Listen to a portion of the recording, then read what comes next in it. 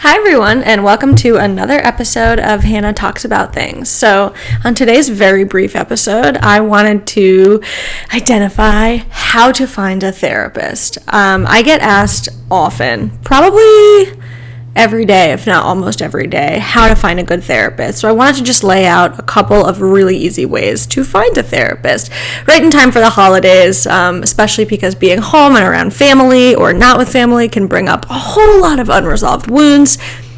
Get a therapist. So if you have friends that are in therapy, I would recommend the absolute best way to find a therapist is through word of mouth. So if you have friends or peers or colleagues or whoever that seem to be doing some good work in therapy and have actually talked about that, ask them, hey, who's your therapist?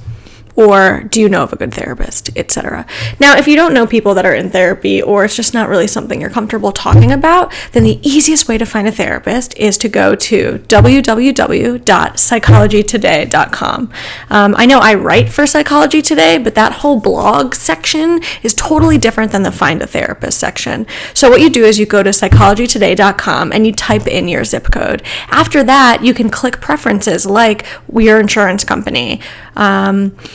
If there's a specific demographic that you want your therapist to cater to, for example, LGBTQ or trauma-informed, maybe that they use CBT or existential approaches, etc. But so zip code, insurance, if insurance is not an option, then you don't have to click anything off, or if insurance is not an issue and you can afford self-pay, which is usually pretty pricey, then you don't have to click that. And then what's going to happen is Psychology Today is going to have a bunch of different therapists in your area, and it's going to have their picture, and then if you click on their page, it'll show their therapeutic approach, the specific demographics and types of clients that they cater to, specialties, years in practice, education, etc.